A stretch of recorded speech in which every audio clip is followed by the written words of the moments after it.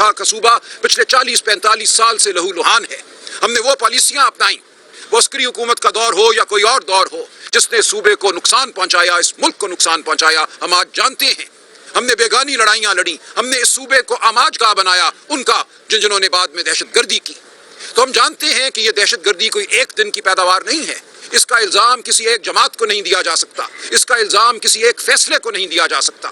تو ہم کھڑے ہیں یہاں، دہشت گردی کے خلاف کھڑے ہیں، لیکن ہم اپنے بہنوں بھائیوں کے خون کے ساتھ کھڑے ہیں۔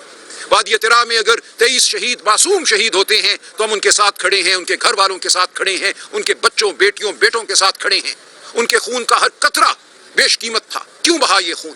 ہمیں سوچنا ہے کہ کتنی دیر یہ مسئلہ چلتا رہے گا اسی طرح۔ یہ جنگ و جدل کا جو ایک نہ ختم ہونے والا سلسلہ ہے، اس کو ہم نے کیسے ختم کرنا ہے؟ تو ہم یہ کہتے ہیں کہ ہمیں ساتھ لو، اس صوبے کے عوام کو، اس ملک کے عوام کو ساتھ لو۔ جو بھی پالیسی اپناتے ہو وہ مسلط نہیں کی جا سکتی۔ اس صوبے کے اکابرین، اس صوبے کے عوام دانش مند ہیں، ہمارے قبائلی عوام غیور ہیں، وہ صلح پسند ہیں، ان کو ساتھ لو۔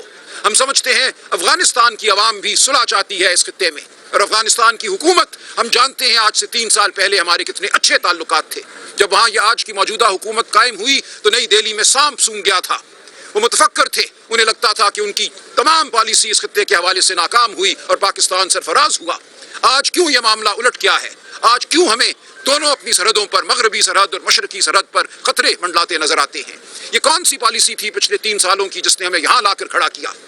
پی ٹی آئی کے دور حکومت میں، 3.5 سالہ دور حکومت میں دہشت گردی تاریخ کی کم ترین سطح پہ تھی۔ اس کی وجہ تھی، خان صاحب بار بار یہ کہتے ہیں، یاد دلاتے ہیں ہمیں کہ اشرف غنی کی حکومت پاکستان مخالف حکومت تھی، وہ رو کے ساتھ مل کر کام کرتی تھی۔ اس کے باوجود 3.5 سال ہم نے ان کے منصوبوں کو ناکام کیا۔ اس صوبے میں اور پورے پاکستان میں دہشت گردی کم ہوئی۔ ہم کابل گئے، خان صاحب خود کابل گئے، اشرف غنی کو اسلام آباد بلایا، ان کے ساتھ گفت و شنید کی۔ آج بھی یہ صورتحال ہے کہ اس خطے میں چین کے بہت بڑے معاشی اہداف ہیں۔ چین ہم جانتے ہیں وخان کوریڈور میں ایک انویسٹمنٹ کرنا چاہتا ہے، ٹرین بنانا چاہتا ہے۔ تو کیا وجہ ہے کہ ہم اپنے سب سے بڑے حلیف کے ساتھ مل کر افغان حکومت کے ساتھ معاملہ نہیں کر سکتے، جس کے نتیجے میں اس خطے میں امن ہو؟ ہم کیوں آج افغان حکومت سے دور کھڑے ہیں؟ تو یہ تمام وہ سوالات ہیں جن کے جواب ہمیں دینے ہوں گے۔ کل ایک بہت جذباتی پریس کانفرنس ہوئی، ہم اس کا لفظ بلفظ جواب نہیں دیں گے۔ ہم جانتے ہیں ہم کہاں کھڑے ہیں، ہم پاکستان کے وفادار ہیں۔ یہ وہ جماعت ہے جس نے قرآن کا ہمیشہ درس جو ہے اپنے لیے ہدایت سمجھا ہے۔ خان صاحب ہر لمحہ ہمیں یاد دلاتے ہیں کہ ہم کون ہیں، ہماری وفاداری کس سے ہے۔ اقبال کی شاعری، عشق، خودی، ہم اس پر پلے بڑے ہیں۔ ہم اپنے شہیدوں کے خون کے ساتھ کھڑے ہیں۔ ہمیں یہ کہنا کہ ہم کوئی سہولت کار ہیں یا اس سے آگے بڑھ کر غدار کہنا ایک نافہمی کی بات ہے۔ اس کے نقصانات ہوں گے اس ملک کو۔ آج پاکستانی قوم اس جماعت کے ساتھ کھڑی ہے، پی ٹی آئی کے ساتھ کھڑی ہے۔ آپ پاکستانی قوم کے دل سے یہ محبت نہیں نکال سکیں گے۔ پاکستانی قوم سمجھتی ہے کون کیا ہے، کون ملک کا وفادار ہے، کون اس ملک کے عوام کا وفادار ہے، کس سے انہوں نے اپنی امیدیں وابستہ کی ہیں اور کیوں کی ہیں۔ آپ خدا را مان لیجئے کہ پاکستانی قوم ایک باشعور قوم ہے۔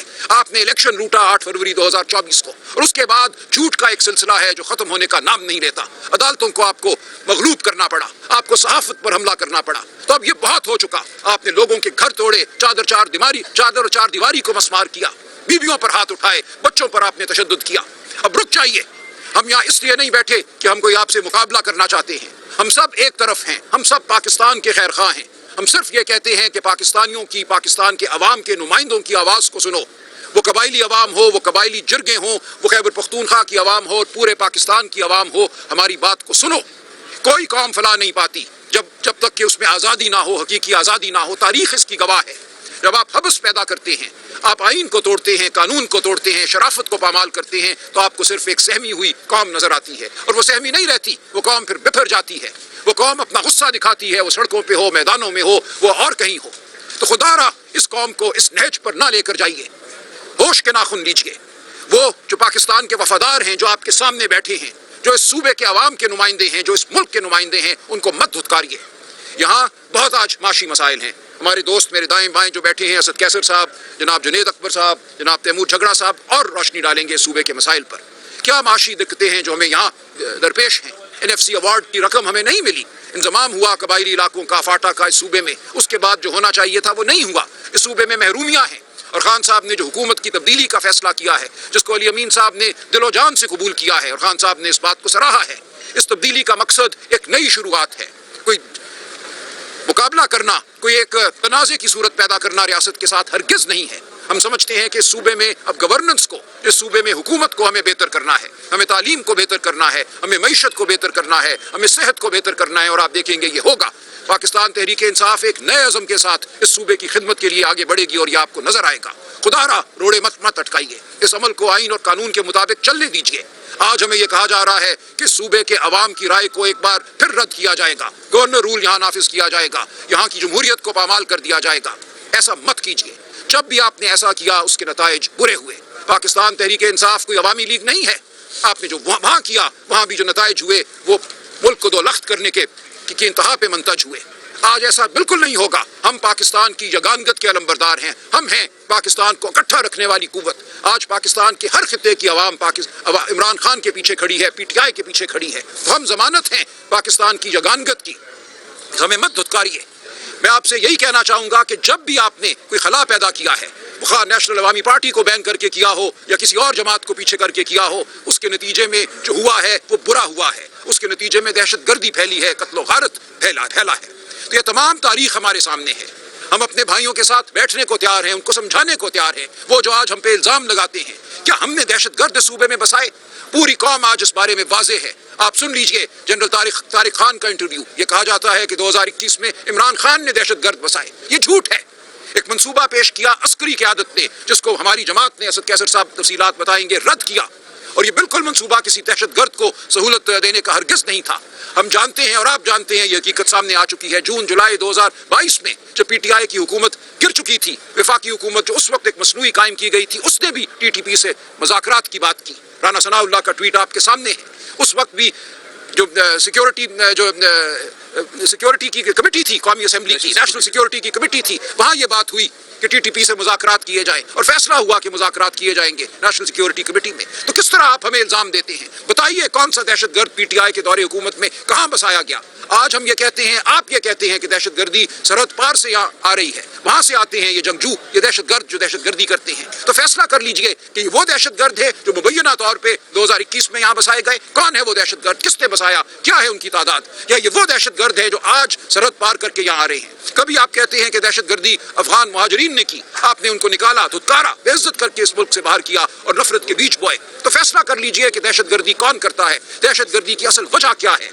आप हमारे भाई हैं, अगरचे आप हम पे आज इल्जाम लगा रहे हैं, बहतान हमारी तरफ आपकी तरफ से आता है, लेकिन इसके बावजूद हम सच के साथ खड़े रहेंगे, हम सच को बयान करते रहेंगे। हम पाकिस्तान के वफादार हैं, पाकिस्तानी रियासत के वफादार हैं, पाकिस्तान की फौज हमारी फौज है, पाकिस्तान का हर इदारा हमारा इदारा है, ये रियासत हमारी रियासत है। हम इसके खिलाफ नहीं खड़े, हम इसके मुआविन हैं, हम रियासत के मुआविन हैं, हम कानून और आइन के मुआविन हैं, हम पाकिस्तान की अवाम के मुआविन हैं।